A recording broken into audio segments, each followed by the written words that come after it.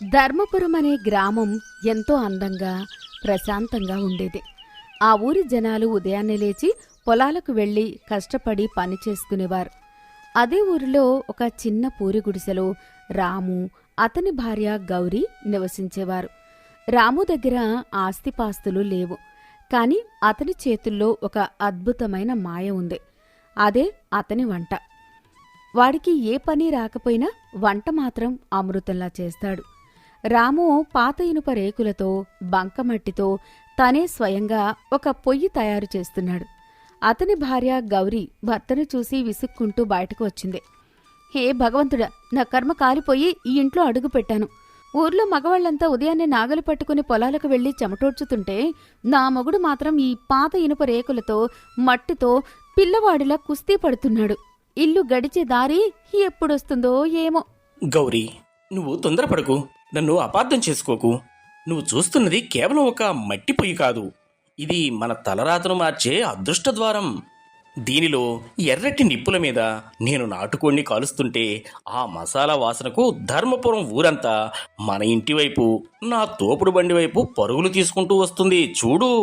ఓహో, చాలా విన్నాంలేండి ఇలాంటి ప్రగల్భాలు.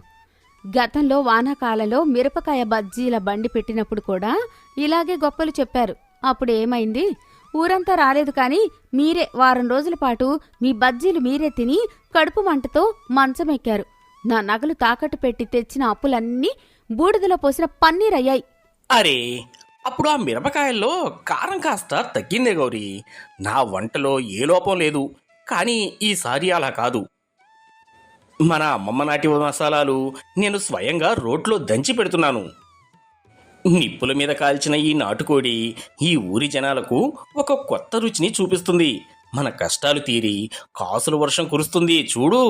వర్షం కురుస్తుందో లేదో నాకు తెలియదు కానీ ఈసారి కూడా మీరు నా గాజులు తాకట్టు పెట్టి అప్పు చేసి ఈ వంటల బండి పెడుతున్నారు. ఇది కూడా నష్టపోతే నేను నేరుగా మా పుట్టింటికి వెళ్ళిపోతాను, ముందే చెప్తున్నాను. రాము గౌరీ మాటలు పట్టించుకోకుండా ఎంతో నమ్మకంతో తన నాటుకోడిని నిప్పుల మీద కాల్చే పొయ్యిని సిద్ధం చేశాడు. మరుసటి రోజు రాము వంటబండి సిద్ధమైంది. అడవి నుంచి తెచ్చిన కట్టెలతో మంట రగిలించాడు. ఎర్రటి నిప్పుల మీద తనే స్వయంగా నూరిన మసాలాలు పట్టించిన నాటుకోడి ముక్కలను ఇనుప చువ్వలకు గుచ్చి కాలుస్తున్నాడు. పసుపు, కారం, ధనియాలు, లవంగాలు కలిపిన ఆ అద్భుతమైన మసాలా వాసన గాలిలో కలిసి ధర్మపురం ఊరంతా వ్యాపించింది. రాము కాలుస్తున్న కోడిముక్కల వాసనకు ఆకర్షితుడై రాము స్నేహితుడు, ఊర్లో పనికి మాలిన వాడిగా పేరొందిన వెంకన్న పరుగున చొంగ కార్చుకుంటూ అక్కడికి వస్తాడు. ఆహా రాము, నా ముక్కు రంధ్రాలు ఏనాడు ఇంతటి సువాసనను పీల్చలేదురా. అసలు దేవేంద్రుడి లోకంలో అమృతం దగ్గర కూడా ఇంతటి అద్భుతమైన వాసన ఉండదు. నా కడుపులో ఎలుకలు ఏనుగుల్లా పరిగెడుతున్నాయి. ఒక మొక్క ఇటు పడేరా నాయనా, నా ప్రాణం పోయేలా ఉంది. రాము నవ్వుతూ ఒక చిన్న ఎర్రటి కోడి ముక్కను అరిటాకులో పెట్టి ఇస్తూ, తిని చూసి చెప్పు వెంకన్న, నా మసాలా మాయ ఏంటో నీకే తెలుస్తుంది. వెంకన్న ఆ వేడివేడి ముక్కను నోట్లో పెట్టుకుని కళ్ళు మూసుకుని మంత్రముగ్ధుడై నెమ్మదిగా నములుతున్నాడు. ఓరి నాయను, నా నాలుక మీద స్వర్గం కదలాడుతోందిరా రాము. ఏముందిరా రుచి! ఆ మసాలా ఘాటుకు నా నరాలన్నీ లేచి కూర్చున్నాయి. ఈ రుచి ముందు మహారాజులు తినే విందు కూడా ఎందుకో కొరగాదురా. నువ్వు దేవుడివురా బాబు. నిజంగానా వెంకన్న? అయితే వెంటనే జేబులోంచి డబ్బులు తీ. ఒక్క అరిటాకు 30 దమిడీలు ఇచ్చేయి. అరే ఏంట్రా, స్నేహితుడి దగ్గర డబ్బులు అడుగుతావా? ఈ బండికి బోనీ చేసిన తొలి కస్టమర్నిరా నేను. నా ఆశీర్వాదమే నీకు పెద్ద పెట్టుబడి. నువ్వు కోటీశ్వరుడివి అయిపోతావురా రాము. రాము బండి దగ్గరికి జనాలు వాసన పసిగట్టి మెల్లిగా రావడం మొదలుపెట్టారు. సరిగ్గా అప్పుడే ఊరి మునసబు భార్య కాంతమ్మ ఆ దారిన అటుగా వస్తోంది. ఆమెకు పేదవాళ్లంటే అస్సలు పడదు. విపరీతమైన అహంకారం. బండిలో నుంచి వస్తున్న నిప్పుల పొగ గాలికి నేరుగా వెళ్లి కాంతమ్మ ముఖానికి తగిలింది. ఏమిటి రోగం? ఏంట్రా ఈ పొగ? నడివీధిలో ఈ చెత్తబండేంటి? ఎక్కడ్నుంచి వస్తారు ఈ దరిద్రులు? ఈ నల్లటి పొగతో నమ్మకం పాడైపోయింది. నమస్కారం కాంతమ్మ గారు, ఇది నాటుకోడి కాల్చే బండి అండి. నేను మన ఊరి కోసం కొత్తగా ప్రారంభించాను. మీరు ఒకసారి రుచి చూస్తారా అమ్మా? అంతా చాలా శుభ్రంగా చేశాను. ఏమిటి నేను ఈ ఊరి మునసబు గారి భార్యను. ఈ రోడ్డు పక్కన నిలబడి నీ నల్లటి బొగ్గుల బట్టీలో కాల్చిన ఈ మురికి కూర తినాలా? నిన్ను ఈ రోడ్డు మీదే కొరడాతో కొట్టాలరా. చూస్తుంటేనే రోత పుడుతోంది. ఈ చేతులు కడుక్కున్నావో లేదో. ఈ చెత్తను ఇక్కడి నుంచి తీసేయ్, లేదంటే మా ఆయనకు చెప్పి నిన్ను ఈ ఊర్లో లేకుండా గెంటేస్తాను. చిచే. కాంతమ్మ అసహించుకుంటూ అక్కడి నుంచి వెళ్ళిపోయింది. ఊరి పెద్ద భార్యే అంత మాట అనడంతో ఆ బండి దగ్గరకు రావాలనుకున్న జనాలు కూడా మునసబు గారికి ఎక్కడ కోపం వస్తుందోనన్న భయంతో ఆక్షేపణతో వెనక్కి వెళ్ళిపోయారు. సాయంత్రమైంది. ఒక్కరు కూడా రాము బండి దగ్గరికి రాలేదు. కాంతమ్మ మాటలు ఊరంతా పాకిపోయాయి. రాము చాలా దిగులుగా తన అమ్ముడవని కోడి ముక్కలతో కూర్చున్నాడు. అప్పుడే గౌరీ వచ్చింది. గౌరీ రాము దిగులు చూసి తన బాధను కనిపెట్టి చిరునవ్వుతో, ఏమండి, బండేంటి ఇలా పూర్తిగా ఖాళీగా ఉంది? ఎవరూ రాలేదా? వాసనైతే అదిరిపోయింది కదా. ఏం చెప్పమంటావు గౌరీ? తినేవాడు వస్తే కదా నా వంట రుచి తెలిసేది. ఆ మునసబు గారి భార్య కాంతమ్మ గారు వచ్చి ఈ బండి అసహ్యంగా ఉంది, ఇది తింటే రోగాలు వస్తాయని ఊరంతా దండోరా వేసినట్లు ప్రచారం చేసింది. పరువు గల వాళ్ళెవరూ ఈ పేదవాడి బండి దగ్గరకు రావడం లేదు. ఈ ఊళ్ళో నా వంటకు విలువే లేదు. ఈసారి కూడా నా కష్టమంతా బూడిదైపోయింది గౌరీ. మీరెందుకు అంత త్వరగా ఓడిపోతారు? కాంతమ్మ గారికి డబ్బంటే పిచ్చి, మన పేదరికమంటే చిన్నచూపు. పండ్ల చెట్టుకే రాళ్ల దెబ్బలు ఎక్కువ అంటారు. మన నిజాయితీ, మీ చేతి వంట రుచి ఎప్పటికైనా గెలుస్తుంది. మీరు దయచేసి ధైర్యం కోల్పోకండి. అవును రాము, వదిన గారు చెప్పింది నిజం. నాదొక సలహా విను. మన ఊరి జనం ఇంగ్లీష్ పేర్లు ఉంటే ఎగబడతారు. నీ బండికి రాము కోడికూర అని కాకుండా ఏదైనా ఆంగ్లేయుల పేరు పెట్టు. లండన్ కోడికూర అని పెద్ద బోర్డు రాయిద్దాం. అప్పుడు జనం ఖచ్చితంగా ఎగబడతారు. ఒరే వెంకన్న, నీ పిచ్చి సలహాలు నీ దగ్గరే పెట్టుకోరా బాబు. పేరు మారిస్తే రుచి మారుతుందా? నా నేల రుచిని, నా ఊరి మసాలాను నేను ఇంగ్లీషు పేర్లతో అమ్ముకోలేను. నాకిది చాలు. ఏదో ఒకరోజు నా రుచి గెలుస్తుంది. రాము ఇక్కడ దిగులుగా ఉంటే మరోవైపు కాంతమ్మగారి ఇంట్లో పెద్ద భూకంపం వచ్చినట్లుంది. అయ్యో దేవుడా, ఇప్పుడెలా? పట్నం నుంచి మా సొంత అన్నయ్య సుబ్బారావు, ఆయన చుట్టాలు ఈరోజు రాత్రికి మా ఇంట్లో విందు భోజనానికి వస్తున్నారు. మా అన్నయ్యకు మాంసం కూరలంటే ప్రాణం. సరిగ్గా ఈరోజే చూసుకుని మా వంటవాడు రంగడు మెట్ల మీద నుండి పడి చెయ్యి విరగొట్టుకున్నాడు. వాడేమో మూలుగుతూ పడుకున్నాడు. ఇప్పుడెలా? మా అన్నయ్య ముందు నా పరువు గంగపాలవుతుందే. సరిగ్గా అప్పుడే పనిమీద అక్కడికి వచ్చిన వెంకన్న ఈ మాటలు విన్నాడు. అమ్మగారు, కోపం తెచ్చుకోనంటే ఒక మాట చెబుతాను. మీ పట్నం బంధువుల వేళ్లు చీకుతూ తినేలా అద్భుతమైన వంట చేసే మనిషి మన ఊర్లో ఒక్కడే ఉన్నాడమ్మా. వాడి చేతిలో మాయ ఉంది. అదే మన రాము. ఆ రోడ్డు పక్కన బండి పెట్టుకున్నాడు కూడా వాడే. ఏమిటి, ఆ రోడ్డు పక్కన చెత్తబండి నడుపుకునేవాడా? వాడిని నా వంటగదిలోకి రానిస్తాననుకున్నావా? వాడి బొట్టాలు చూస్తేనే రోత. నా ఇంటి పరువు పోతుంది. వాడిని అస్సలు రానివ్వను. మీ ఇష్టం అమ్మగారు. చీకటి పడుతుంది, పట్నం వాళ్ళు వచ్చే సమయం అవుతుంది. ఇంకో గంటలో విందు భోజనాలు సిద్ధం కావాలి. మీకు వేరే దారి లేదు. ఆలోచించుకోండి. కాంతమ్మకు వేరే దారి కనిపించలేదు. పరువు పోతుందన్న భయంతో అయిష్టంగానే రామును పిలిపించింది. రాము ఒక సంచిలో తన సొంత మసాలాలు, వంట సామాన్లతో అక్కడికి వచ్చాడు. చూడు రాము, నాకు వేరే దారి లేక ప్రాణం మీదకొచ్చి నిన్ను పిలిపించాను. కాని గుర్తుపెట్టుకో, నా ఈ శుభ్రమైన వంటగదిలో కణమంతా మురికి ఉండకూడదు. పట్నం నుంచి వచ్చే మా అన్నయ్య చుట్టాలు ఏ చిన్న వంక పెట్టినా కూర బాగోలేదన్నా నీకు చిల్లి గవ్వ కూడా ఇవ్వను. పైగా నిన్ను ఊళ్ళో నుంచి గెంటొస్తాను. అమ్మగారు, నేను కేవలం డబ్బుల కోసం రాలేదమ్మా. మీ ఇంటికి వచ్చే పట్నం అతిథులు మన ఊరి అతిథులు. మన ఊరి పరువు, మీ ఇంటి పరువు తీయడం ఈ రాముకు ప్రాణం పోయినా ఇష్టం ఉండదు. ఈరోజు మా ఊరి మసాలా ఏంటో మీ పట్నం బంధువులకు రుచి చూపిస్తాను. నా మీద నమ్మకం ఉంచండి. రాము ఇచ్చిన ఆ జవాబుకు కాంతమ్మ ఆశ్చర్యపోయింది. తనని మధ్యాహ్నం రోడ్డు మీద అంత ఘోరంగా అవమానించినా అతను చూపించిన వినయానికి, ఆత్మాభిమానానికి ఆమె మనసులో ఏదో తెలియని బాధ, సిగ్గు కలిగాయి. కాని పైకి ఏమీ అనకుండా వెళ్ళిపోయింది. రాము ఏకాగ్రతతో వంటగదిలో వంట మొదలుపెట్టాడు. గౌరీ కూడా అతనికి సాయంగా వచ్చింది. నిప్పుల మీద మసాలాలు వేగుతుంటే ఇల్లంతా కమ్మటి వాసనతో నిండిపోయింది. ఏమండి, ఆవిడ మధ్యాహ్నం రోడ్డు మీద మనల్ని, మన బతుకును అంత ఘోరంగా అవమానించింది కదా, మళ్ళీ ఎందుకు ఇంత కష్టపడి వండుతున్నారు?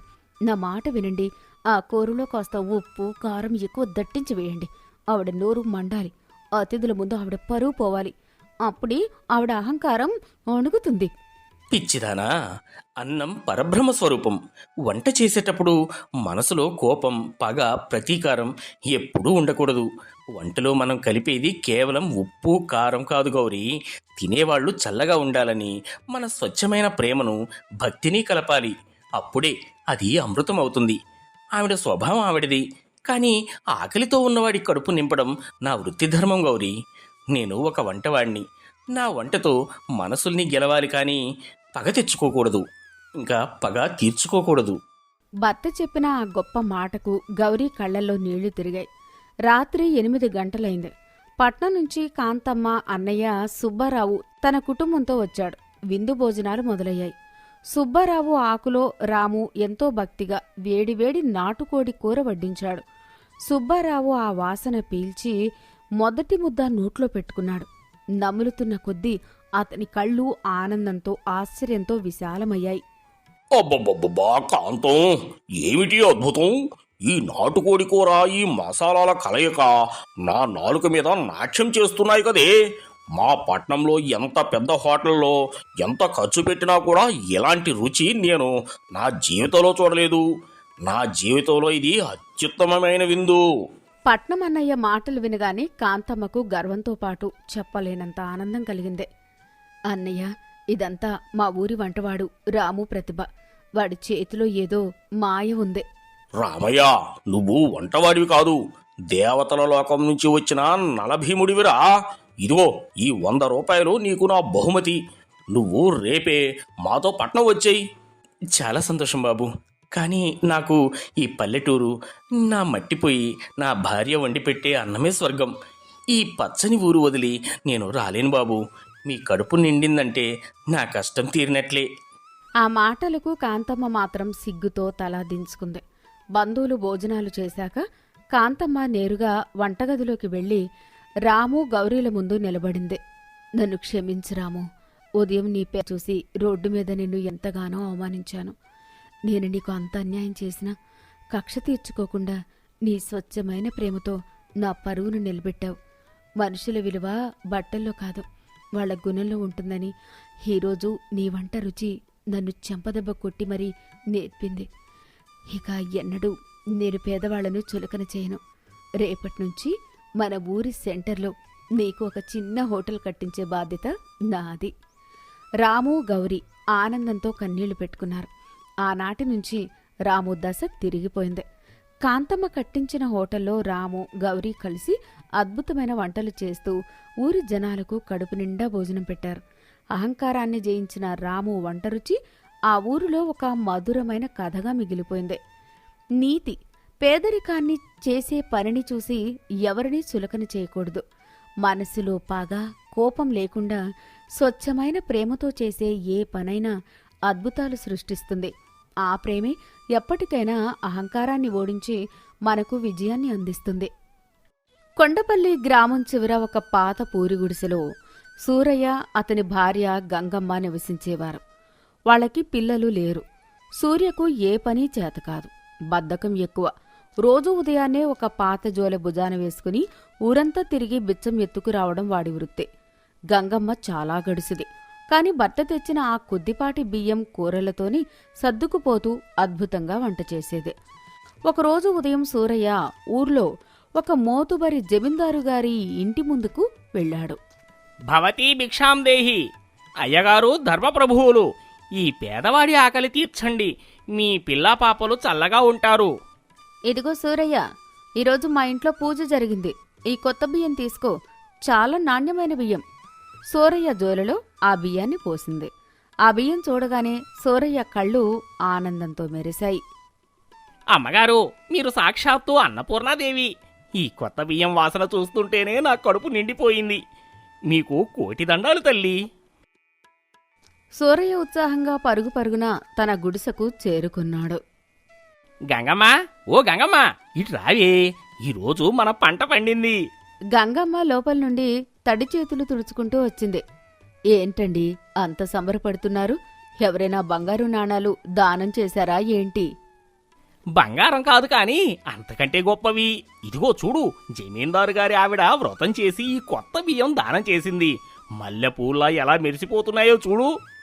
అబ్బా, భలే ఉన్నాయి. ఏమండి, ఈ బియ్యంతో రోజూ తినే గంజి, అన్నం వద్దు. నాకు గొప్ప ఆలోచన వచ్చింది. ఏంటే నీ ఆలోచన? పాయసం చేద్దామా? కాదండి, ఈ బియ్యంతో రొట్టెలు చేసుకుని తిందాం. రొట్టెలు తినాలని నాకు ఎప్పటినుంచో కోరికగా ఉంది. దానికి నంజుకోవడానికి పచ్చిమిరపకాయల పచ్చడి నేను నూరుతాను.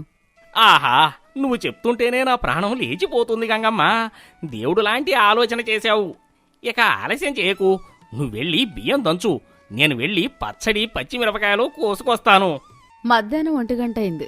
గంగమ్మ ఆ బియ్యాన్ని రోట్లో వేసి మెత్తగా పిండి కొట్టింది. కట్టెల పొయ్యి రాజేసి పెనం పెట్టింది. ఆ పిండితో గుండ్రంగా పెద్దగా రొట్టెలు తడుతోంది. రొట్టె పెనం మీద కాలుతోంది. ఆ పల్లెటూరి ఇల్లంతా కమ్మటి వాసనతో నిండిపోయింది. సూరయ్య అరుగు మీద కూర్చొని ముక్కులు ఎగబీలుస్తున్నాడు. గంగమ్మ, వాసన అదిరిపోయింది. నా పేగులు ఎప్పుడెప్పుడు తిందామా అని నాట్యం చేస్తున్నాయి. ఎన్ని రొట్టెలయ్యాయి? వస్తున్నాయండి. పిండికి సరిగ్గా 3 పెద్ద రొట్టెలయ్యాయి. ఒక్కో రొట్టె తామరాకంత పెద్దగా ఉంది. ఇదిగో రండి, కూర్చోండి. సూరయ్య వచ్చి విస్తరాకు ముందు కూర్చున్నాడు. గంగమ్మ 3 వేడివేడి రొట్టెలు, ఎర్రటి కారం పచ్చడి తీసుకువచ్చింది. ఓహో, ఏమి రంగు, ఏమి వాసన గంగమ్మ! నీ చేతుల్లోనే జాదు ఉంది. సరే, ముందు నువ్వొకటి తీసుకో, నేనొకటి తీసుకుంటాను. ఇద్దరూ తలా ఒక రొట్టె తమ విస్తరాకుల్లో వేసుకున్నారు. పచ్చడి నంజుకొని ఆబగా తినడం మొదలుపెట్టారు. అబ్బా, అద్భుతం గంగమ్మ! నా జన్మ ధన్యమైంది. అవునండి, నేను వండాను కదా. అందులోనూ నా కష్టం, ప్రేమ కలిశాయి కదా. అందుకే అంత రుచి. కొద్ది నిమిషాల్లోనే ఇద్దరూ తమ తమ రొట్టెల్ని మింగేశారు. ఆకలి ఇంకా తీరలేదు. రుచి మరిగారు. ఇప్పుడు ఇద్దరి కళ్ళు ఆ పళ్ళెంలో మిగిలి ఉన్న 3వ రొట్టె మీద పడ్డాయి. సూరయ్య తన చెయ్యి ఆ 3వ రొట్టె వైపు చూపాడు. వెంటనే గంగమ్మ కూడా తన చెయ్యి చాపి సూరయ్య చేతిని అడ్డుకుంది. ఆగండి, ఎక్కడికి వెళ్తుంది మీ చెయ్యి? ఎక్కడికి వెళ్తుంది గంగమ్మ? ఆ రొట్టె కోసమే. నేను తీసుకొని తింటాను. నాకింకా ఆకలి తీరలేదు. మీకు ఆకలి తీరకపోతే నాకు తీరలేదు. ఆ రొట్టె నేనే తింటాను. అదేంటి గంగమ్మ, నేను ఇంటి యజమాన్ని. నేను తింటేనే నీకు బలం వచ్చినట్టు కదా. ఆ రొట్టె నాకివ్వు. యజమాని అయితే ఏంటి? ఈ బియ్యం ఎవరి వల్ల రొట్టెల్లా మారాయి? నేను పొద్దున్నుంచి రోట్లో దంచి పిండి చేసి పొగ తగులుతున్నా లెక్క చేయకుండా కట్టెల పొయ్యి ముందు కూర్చొని కష్టపడి వండితేనే కదా అయ్యాయి. కాబట్టి రొట్టె నాదే. ఓసి నీ కష్టం కోలా, నువ్వు వండితే అయ్యిందా? అసలు ఆ బియ్యం ఎక్కడి నుంచి వచ్చాయి? నేను పొద్దున్నే ఎండనక వాననక ఊరంతా తిరిగి గంటలు గంటలు నిలబడి అడుక్కుంటేనే కదా ఆ బియ్యం ఇచ్చారు. నేను చాలా కష్టపడి బిచ్చం ఎత్తుకుంటేనే బియ్యం వచ్చాయి. అందువల్ల ఆ రొట్టె నాకే చెందాలి. కాదు, నేను చాలా కష్టపడి రొట్టెలు చేశాను. ఆ రొట్టె నాదే. అసలు బియ్యమే లేకపోతే నువ్వు గాలిని వండుతావా? నాకే చెందాలి. నాకే చెందాలి. ఇలా ఇద్దరూ ఆ ఒక్క రొట్టె కోసం పీకల దాకా అరుచుకొని చాలాసేపు తగలాడుకున్నారు. ఎవరూ తగ్గడం లేదు. ఆ రొట్టెని సగం సగం పంచుకోవాలన్న ఆలోచన ఆ ఇద్దరి మూర్ఖపు బుర్రలకి రాలేదు. పూర్తి రొట్టె తినాలన్నదే వాళ్ల పంతం. గొడవ చాలాసేపు జరిగింది. అప్పుడు సూరయ్య ఒక ప్రతిపాదన తెచ్చాడు. గంగమ్మ, ఇలా మనం అరుచుకుంటే లాభం లేదు. రొట్టె చల్లారిపోతుంది. మనం ఒక పందెం పెట్టుకుందాం. ఎవరైతే ఆ పందెంలో గెలుస్తారో ఆ 3వ రొట్టె వాళ్లే తినాలి. సరేనా? సరే, ఏంటి ఆ పందెం? నేనెందుకు భయపడతాను? ఇద్దరం కళ్ళు మూసుకొని కదలకుండా పడుకోవాలి. నోరు తెరిచి మాట్లాడకూడదు. ఎవరు ముందు కదిలితే లేదా ఎవరు ముందు మాట్లాడితే వాళ్ళు ఓడిపోయినట్లు లెక్క. గెలిచిన వారు ఆ 3వ రొట్టెను దర్జాగా తినాలి. ఏమంటావు? ఈ పందెం నాకు సమ్మతమే. నేను అస్సలు కదలను. ఏకంగా విగ్రహంలా పడుకుంటాను. రొట్టె నాకే దక్కుతుంది, చూసుకో. అది తేలుతుందిలే. రా పడుకుందాం. గడియ పెట్టు.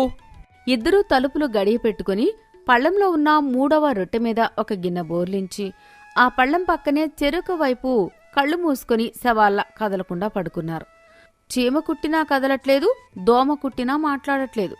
ఒకరినొకరు ఓడించాలనే పంతంతో బిగుసుకుపోయి నిద్రపోయారు. ఆ రోజు రాత్రి అలా గడిచిపోయింది. మరుసటి రోజు బారెడు పొద్దెక్కినా సూరయ్య గుడిసె తలుపులు తెరుచుకోలేదు. సాధారణంగా సూరయ్య ఉదయం 6 గంటలకే జోలు పట్టుకొని భవతీ భిక్షాందేహి అంటూ ఊళ్ళోకి వస్తాడు. గంగమ్మ వాకిలి ఊడుస్తూ కనిపిస్తుంది. కాని ఇద్దరి అలికిడి రాలేదు.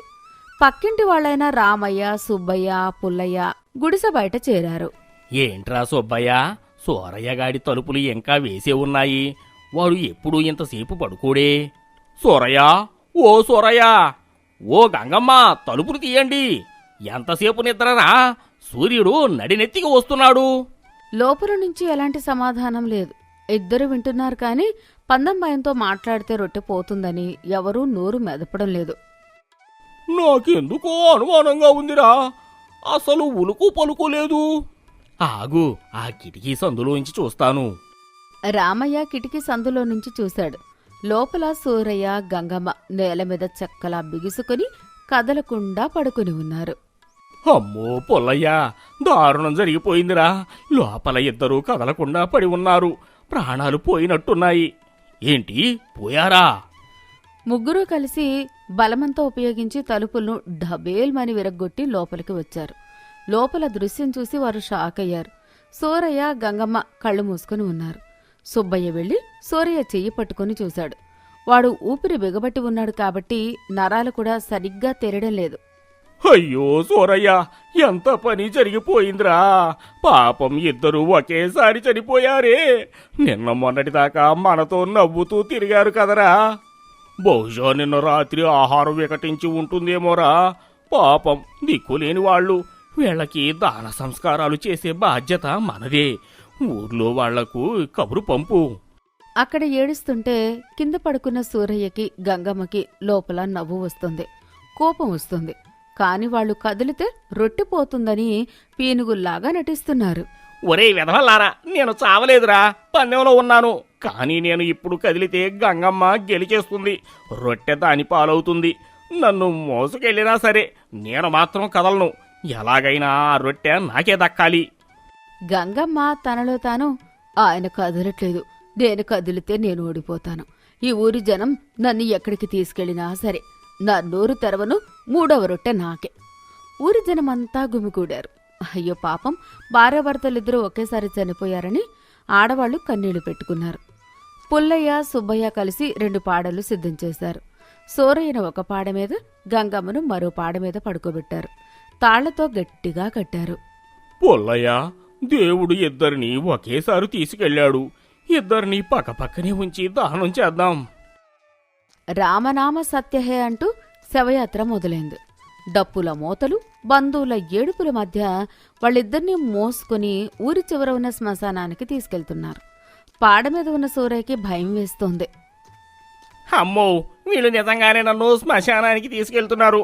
ఆ గంగమ్మ ఏమైనా కదులుతుందేమో చూద్దాం. సగం కన్ను తెరిచి చూశాడు. మరోవైపు గంగమ్మ పరిస్థితి కూడా అంతే. శ్మశానం రానే వచ్చింది.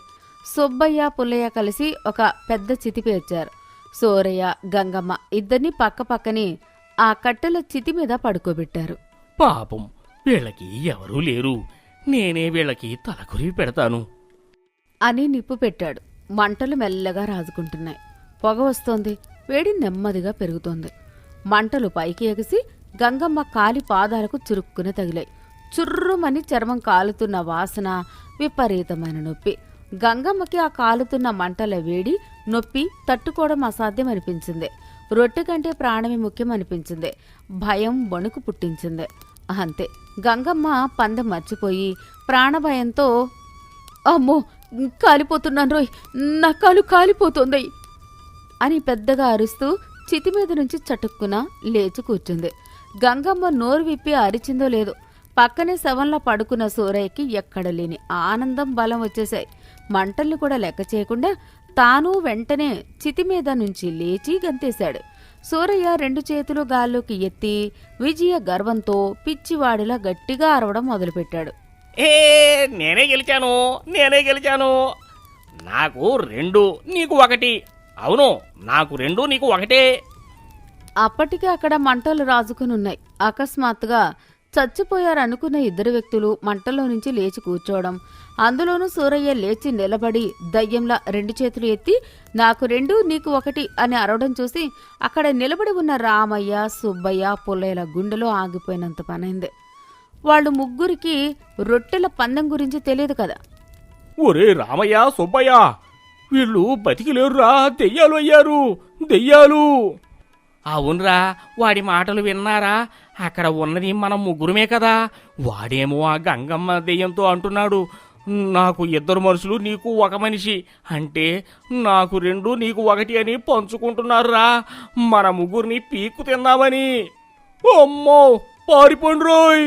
భయంతో అరుస్తూ ఆ ముగ్గురు వెనక్కి తిరిగి చూడకుండా ప్రాణాలు అరిచేతిలో పెట్టుకుని ఊరు వైపు పరుగులంకించుకున్నారు. చితిమీద ఉన్న సూరయ్య, గంగమ్మ కిందికి దిగారు. పారిపోతున్న వాళ్లను చూసి అసలు విషయం అర్థమైంది. చూశారా మీ పంతం? ఒక రొట్టె కోసం ఊరందరి ముందు నన్ను చంపబోయారు. అయ్యో, నా తప్పు కాదు గంగమ్మ, పంతం నీకు ఉందిగా. సరేలే, ఏదైతేనేం పందెంలో నేనే గెలిచాను కదా, ఆ 3వ రొట్టె నాకే. నీ రొట్టె తగలయ్యా, మనం ఏకంగా శ్మశానానికి వచ్చాం. ఇప్పుడు ఊళ్ళోకి వెళ్తే మనల్ని దెయ్యాలనుకుని ఊళ్ళో నుంచి తరిమేస్తారు. ఏది ఏమైనా ఇలాంటి చిన్న విషయాలకి ఇంత మూర్ఖంగా పంతాలు పోవడం మనిద్దరిది తప్పే. సూరయ్యకి కూడా తన మూర్ఖత్వం అర్థమైంది. ఇద్దరూ సిగ్గుతో తల దించుకుని ఇంటికి వెళ్లారు. ఊరి వాళ్లకు అసలు విషయం చెప్పి ఒప్పించడానికి వాళ్లకు 1 వారం రోజులు పట్టింది. ఆ తర్వాత వాళ్ళిద్దరూ ఎప్పుడూ ఏ విషయం మీద గొడవ పడకుండా ఉన్నదానిలో సర్దుకుని తినడం అలవాటు చేసుకున్నారు. ఊళ్ళో వాళ్ళు మాత్రం ఎప్పటికీ సూరయ్య రొట్టెల పందెం కథ చెప్పుకుని నవ్వుకుంటూనే ఉంటారు. నీతి: భార్యాభర్తల మధ్య లేదా ఎవరి మధ్య అయినా సరే చిన్న చిన్న విషయాలకు మూర్ఖంగా పంతాలకు పోతే అది పెద్ద ముప్పును తెస్తుంది.